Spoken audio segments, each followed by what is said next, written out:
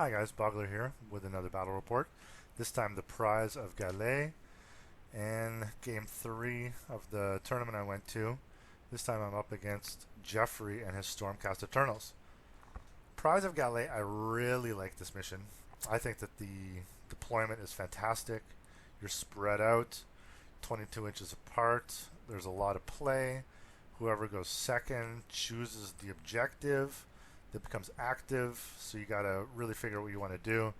This was my favorite battle plan of the day. Just such a good game. A lot of play here. So you go second, you choose the battle plan and then the proving ground. So there's a lot to go over.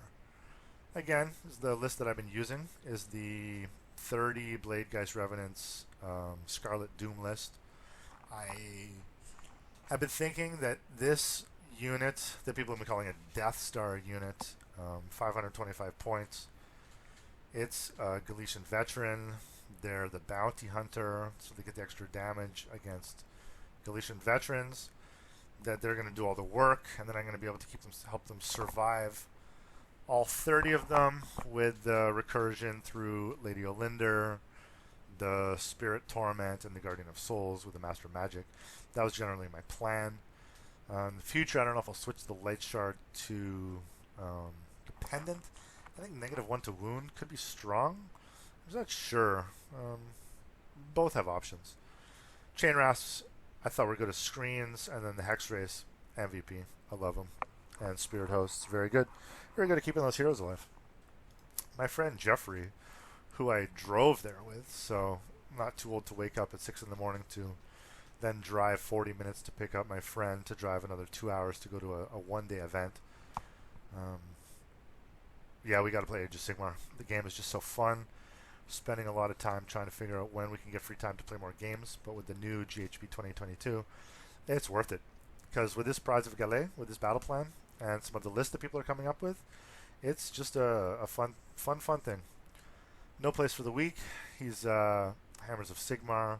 He's got 3 casters with the Lord Relictor, Crondies, and a Battle Mage. Arcane Tome, so he gets to translocate. And he's got the Master of Magic Arcane Tome. It's a really good combo. I think the 3 lists that I played today, each one of the generals had Arcane Tome and Master of Magic, with mine as well. The Mega Boss on foot with Arcane Tome, Master of Magic. Yeah, why not? Better than a Weird Dumb.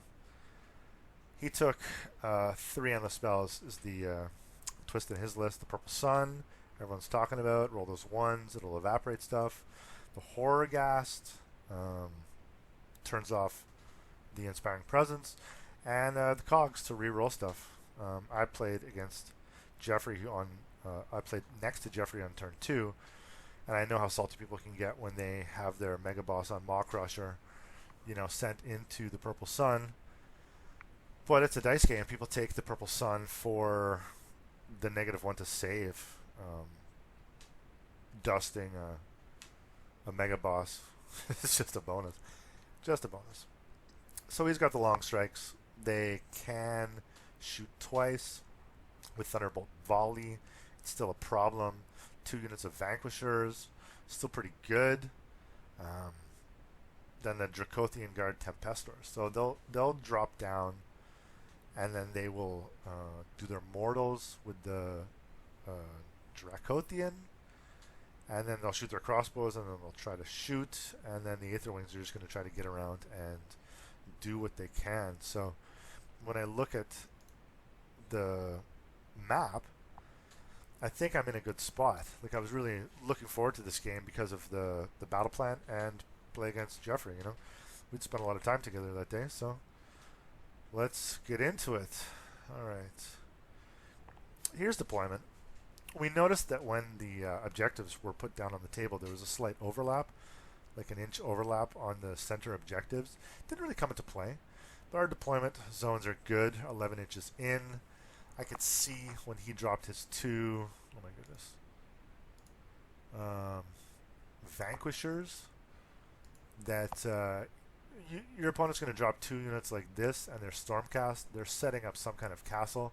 I imagine that the long strikes were going to go someplace back here, and that was it. If he was going to put other stuff in the sky, he could do that as he wanted.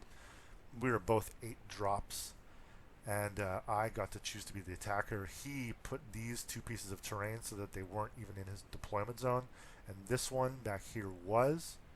So made me work for it. He actually originally put all 3 out, and I said that's ridiculous. Like, his 2 were just kind of touching. Not very sporting, but it's fully within the rules.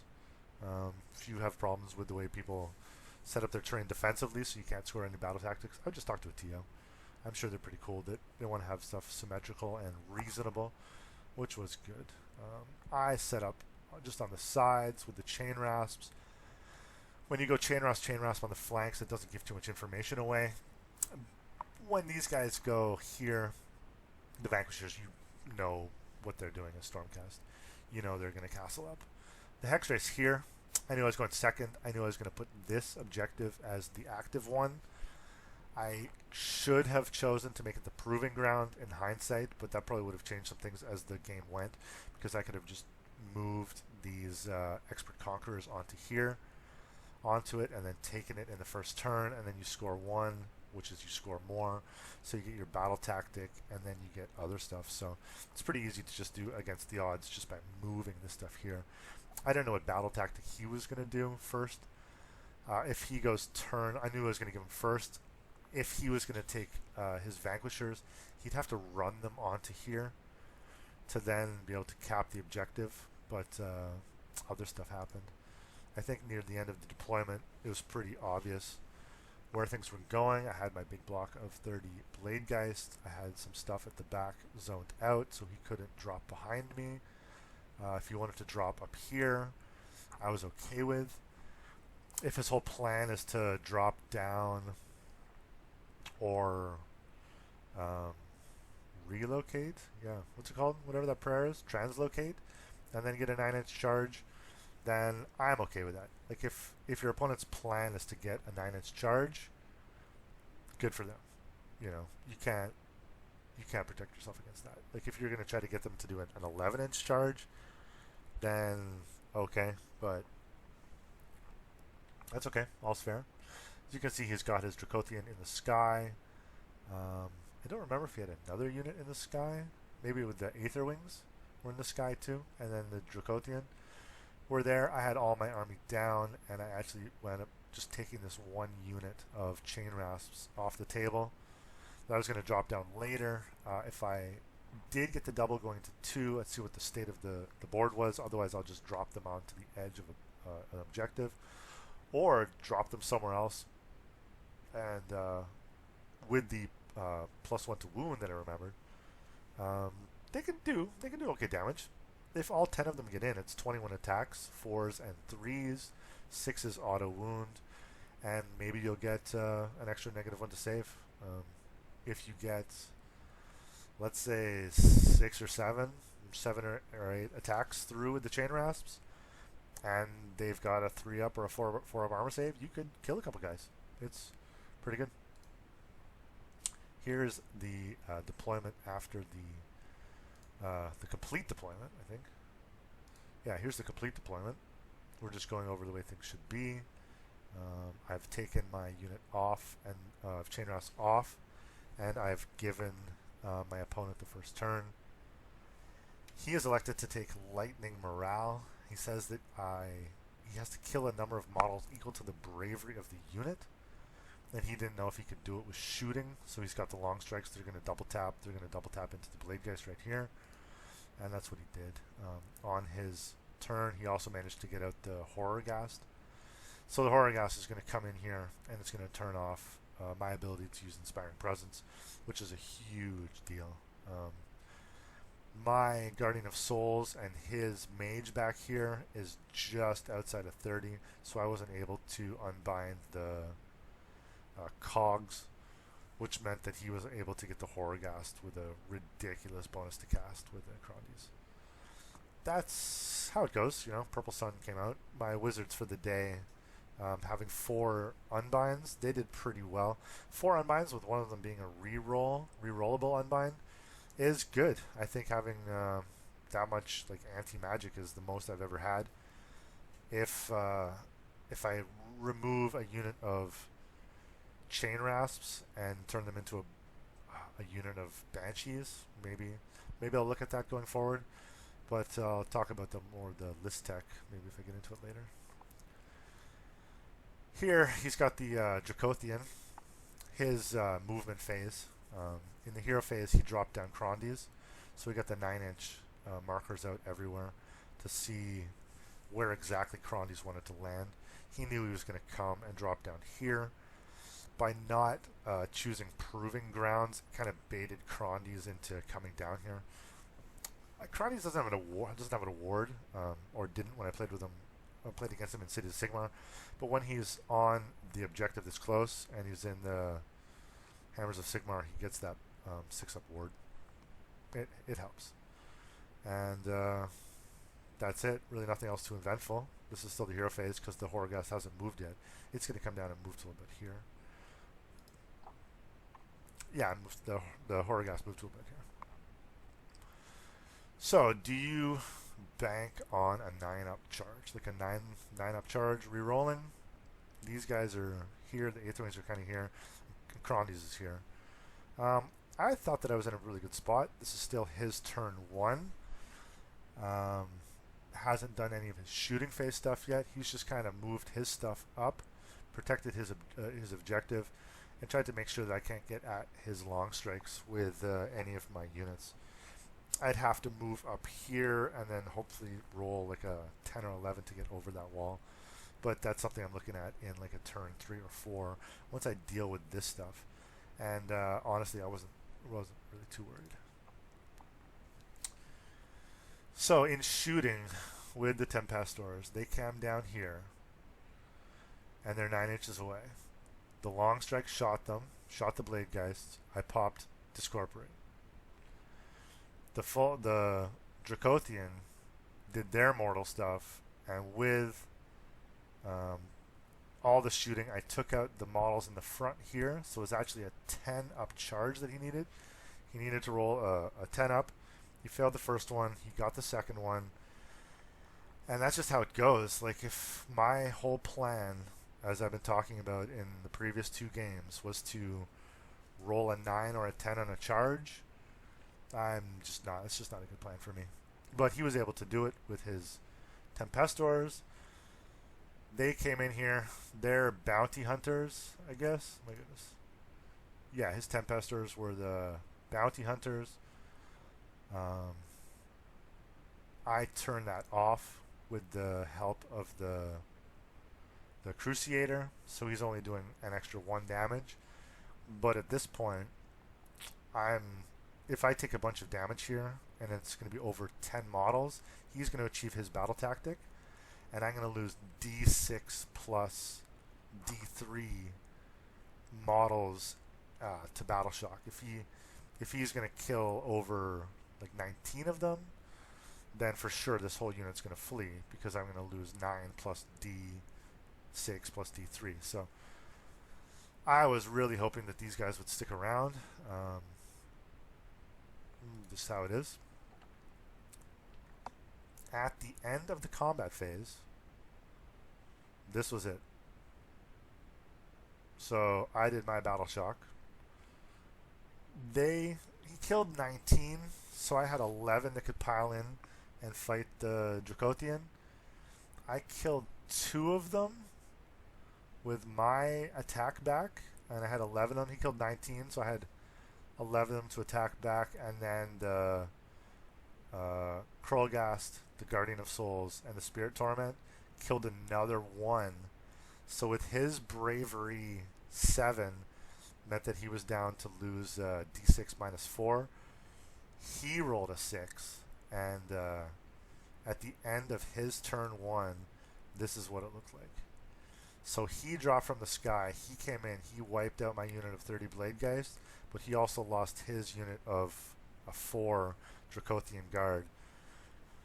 That's it. I mean, the Horrorghast turns off Inspiring Presence, but so does Terrified. I think he was a little bit surprised. He got 4 points for Lightning Morale, and he holds 1 and more for his turn.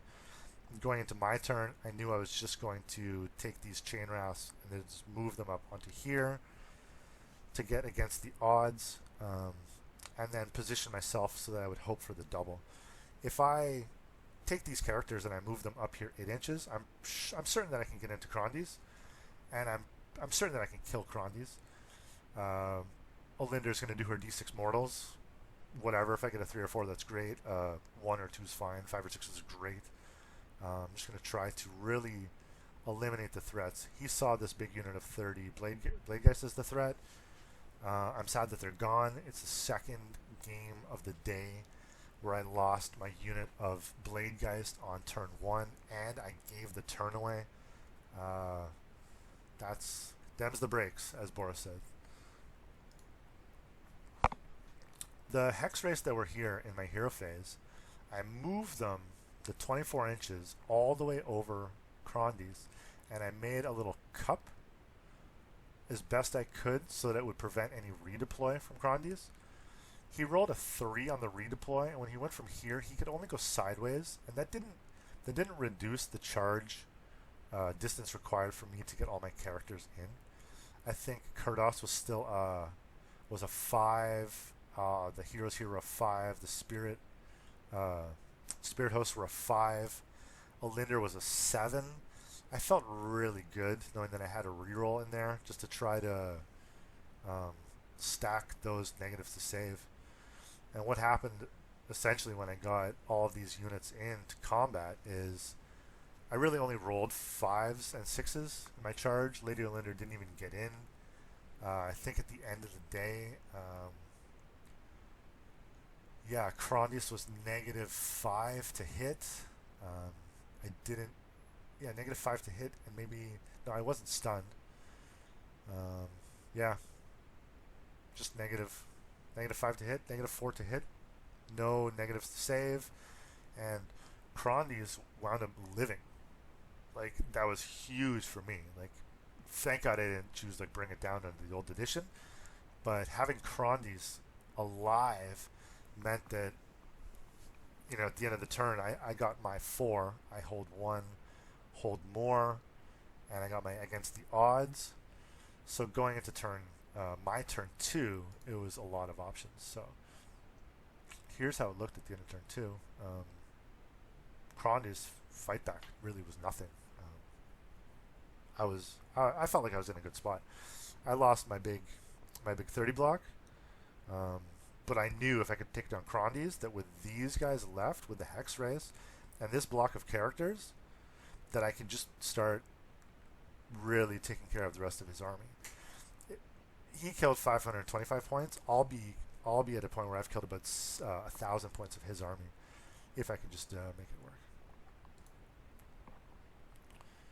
Here, I don't know what this is a photo of, but I think it's more a photo of maybe some of the goings on that were in. This is Kurdos. Yeah, so Kurdos goes in here for the attack, and it's 3s to hit, all hit, and then because of the ancient relic, whatever dragon rule, I have 1 less attack. So Kurdos, of course, he rolls a 5, and on 2s to wound, it's a 5 and 3 1s. So Kurdos, the can opener, I was really, really, really hoping that he would get in here and just bash this dragon's brains in. It didn't happen, and at the end, I think I only did 10 wounds to Crondius, something like that. Yeah, he had 8 left, so I did 10 or 11 wounds to Crondius, and I was still feeling good. This moment here, when I got everyone in on a 5 or 6 to charge and I didn't get the negatives to save, I said, okay, well, no problem. I have -3 to save on Kurdos. Crondius was Finest Hour, Mystic Shield, and All Out Defense, so it was like a 1-up versus Kurdos, so it was a 4-up to save. So I was really trying my best to put the damage on. In my in my hero phase on turn 2, I won the priority. I elected to go for Desecrate. I knew that if I took these Hex Rays and put them somewhere up over here, then I would start to threaten the idea of them charging into the long strikes on turn 3. And retreat and charge with this unit, it's only 10 wounds, but on a 4 up, and then there's a unit champion, so I can do Discorporate. Hopefully survive up here, and or act as a distraction for his army here. I knew that this was the situation because when I started retreating from Crondies, I retreated so that there was a circle surrounding Crondies and there was nowhere for him to redeploy. The Hex Race were the last unit that I moved. If I had moved one of these units last, the units retreating away from Crondies, then Crondies could have activated the redeploy and could have rolled a 6 and got up into here, which meant that Kurdos or Lady O or any of these characters are now looking at a 9-inch charge instead of the almost guaranteed 3-inch charge that I have here. So I felt pretty good. I think this one is Arcane Bolt that I have on Lady Olinder. Spoiler, well, Seal of Shyish is on Kurdos too. Spoiler, Lady O goes in. She actually does some mortals onto Crondies too, so he's only got like 5 wounds left. And I'm hoping that I can just stack the charge stuff and then maybe get into Crondies, possibly go this way. But I just really needed to make sure that I took care of this dragon this turn. Everything got in. Everything got in with major bonus. I think 4 units got in on a 8 or a 9. And in hindsight, when I got the Spirit Hosts in first, I should have gone this way. But I got the 9, and I wanted to put the 9 onto Crondies first. But in hindsight, I should have just gone this way and tied up these. But I was also thinking that if I did that, then I was just going to eat and unleash hell. And it would have killed a bunch. I mean, if they had 6 attacks, mortals on 6s, could do, could kill a couple Spirit Hosts for nothing. I just didn't want to gamble with that at this point in the game. End of my turn 2. Crondies is dead. I am a little bit spread out on the board. That was fine for me. I have hold 1. He went second. He chose this objective to be the activated one, so I hold 1. He holds 1, so I hold 1, and I get my battle tactic of Desecrate, which is hold this terrain, for 3 points. So it's 7 for me, 4 for him. On his round, I know there's no way that he's going to be able to get this objective, so he's going to get 1 point plus whichever 1 point he's going to get for killing something. And going into his turn 2, he chose eye for an eye, which is a great battle tactic. I know people are talking about the battle tactics being a little bit more difficult to do, but honestly, once you get into a rhythm and you're familiar with what your plan is, the battle tactics are not a problem. Really not a problem. If you can do against the odds, desecrate their lands, early game or late game, you're fine. Barge through, you can do it early game or late game, you're fine. Eye for an eye, they kill something of yours, you kill something of theirs, you're fine. I don't know, head to head was the one that was if you control more objectives than they do. I don't know. They're all pretty easy, actually, if you ask me. They're just situational, but they're easy. And he didn't know which unit he was going to try to kill. But he knew he was going to kill something, especially with the long strikes. And that's how. At turn, I think he killed the Spirit Host. Yeah, the Spirit Host was down. Or the Cruciator. He killed one of those two. And my Spirit Hosts were slowly dying because they were doing a lot of bodyguard work. These, my gosh, vanquishers. These vanquishers tried to storm back here and kill the hex race, and I think they killed one, and the hex race fought back, and I think they killed all of them, or they killed 3 of them and the other one ran. Something like nutso like that happened because they were gone. They were just gone. Oh no, they ran back here, and then in his turn, he got the double in round 3. So this is the board state at the end of round 2. He did eye for an eye, and now it's 7-7. Priority going into turn 3, he wins priority. He chooses Desecrate, and he teleports these guys in to control this terrain. So these guys that were back here have been translocated down here, and now I have to come and deal with it because this objective was now the active one. So he won priority. I made this the active one.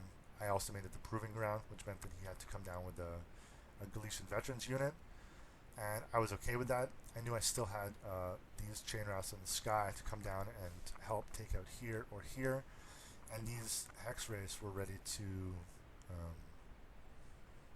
basically charge whatever they want if they survive the shooting from the long strikes. End of round 3, not a whole lot happened. It was a quick turn for him. He just moved the stuff around. He knew he wasn't going to move his castle too far, but he got 5 points. Hold 1, hold 2, hold 1, hold 2, hold more, and Desecrate for 5 points. My gosh, this turn he also put the purple sun in. Yeah, his turn 3, yeah, the purple sun came in, and I sweated out as he did not roll a 1 on anything, and in my hero phase I was able to unbind it. My turn 3, I choose barge through enemy lines. So I already have a hex wraith here, and I've got this unit of chain rafts here. So I've already barged through. I know I'm going to get my 2 points. I know I'm going to try to take this objective back. If I can get my 9-inch charge with these chain rasps, then good. If I fail, then they're here on this objective for the future. I tried to future-proof myself with this, and here you'll see the biggest mistake is me not wanting to reroll Kurdos charge. I know if I go into the vanquishers here, that the long strikes are going to unleash hell onto Kurdos. My plan was to get a 6 or more inch charge into the Aether Wings and then pile in across to the vanquishers. Didn't really work out, as this is what happened to Kurdos. He charged, it was only a 4. I went forward. He ate 10 mortal wounds from the long strikes, and even though he had the Seal of Shayej, he died, sadly. I think, yeah, is this the 10 dice, whatever? Anyways, he's only got 7 life, so I got 3 5-ups, and he took 7 wounds and died. That was a game changer. I really felt like I was in the game up until that point, and even after Kurdos died, it was still winnable. I was really feeling good, but to lose that model for nothing, when I know he would have taken out a couple of these models and then tied up some of the other units here, which would have given me time for Lady Olinder to come back, was devastating. As the game goes, like here, the chain rasp, we managed to get into the vanquishers here with Lady Olinder. We cleaned up this objective. I control 1, I control 2, I control more. I get my 5 points for barge through with these 2 units intact, and we're looking at priority going into round 4. If I win priority, I think it's over. I I can move a Linder up, and I can take one of these two objectives quite easily with my chain rasps, and I'll be in a good spot. Then I can probably kill one of these units for gaining momentum. Anyway, if you are always banking winning priorities, I guess you're a good player. Here, I did not win priority. The Spirit Host at the end of the turn, it did 6 wounds to the Aether Wings, and they rolled 1 6 up, so I had 1 Aether Wing left with 1 wound at the end of my turn. But again, with Kurdos dead, it was an uphill battle now. Just how it is. Here's the board state at the end of my turn, my round 3. Not much has changed. Just gonna try to slowly move up and surround these guys, and this is what I do. He spent a CP to bring these guys back. His turn, he gets his objective. He gets gaining momentum with hold 1, with this 1 Aether Wing with 1 wound, takes this objective back. So he's got 1, 2, 3, plus his battle tactic for 5 points. It's now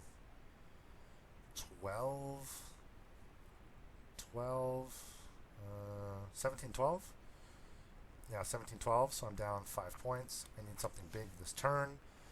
I know I have to try to do something to take this objective back, but I have to retreat with the chain rasp to do it and then hold it. I wanted to use them more of an offensive unit at this point just to see what they can do. And as you can see, there's really not much left on the board at the end of round 4. Linder wound up moving up here. I did a bunch of mortals to these guys, but she just whiffed in combat, and that was it. I didn't get priority again on to turn 5, and he was just able to attack first and kill my chain rasps. I didn't have much after that, but Nighthaunt was a fascinating army to play. Even though I lost my 30 unit of Blade Geists on the first turn again after giving up the first turn, I thought it was an okay decision, because these guys have to come down and they have to do a 9-inch charge. Like, if your opponent's whole game plan is roll a 9 up or roll a 10 up, then that's just ridiculous. In this situation right here, at the end of the game, and we drove back together, and I'm explaining to him, if you don't make this charge, all of these units are dead, like all of them. So he's going to lose 1,000 points for nothing, because these blade guys are going to, the hex rates are going to move up. They're going to make sure that these guys cannot redeploy anywhere. The front is going to come up through here. If I make a small charge and I get all the mortal wounds into Crondies and or the Aetherwings, then they're just dead. He just basically just gave up his army for the chance at rolling a 9 up. So I guess that's okay. In my first game against the Iron Jaws, I didn't feel too bad either when I lost my Blade Geist. I think that's the play that I'll try again. I'd like to be able to play more, but on a whole, the day was really, really good. I learned a lot. Playing Nighthaunt is fantastic. I think that in this meta where everyone's trying to kill you with their bounty hunters, I think that they can still work. My previous opponent, Maxime, he did pretty good, and he wound up winning like another one of his games. So he won his final game, which was good. And my 2 losses on the day came to Frederic, who won the tournament with a perfect record, and then Jeffrey, who also went 3-0. So I finished up in 11th, and I had 1 win, and my 2 losses were not so bad at all. I was the top 1-loss player, but in the end, I don't know if I would do something different. Freddy played against another list, the Soulblight Gravelords list, that was really, really scary, and it ate right through Manfred, Belladonna, Direwolves, Blood Knights, just ate right through it. So Gorgrunches are scaring the meta right now. If you guys have any questions or comments, please post them below. And thank you so much for listening.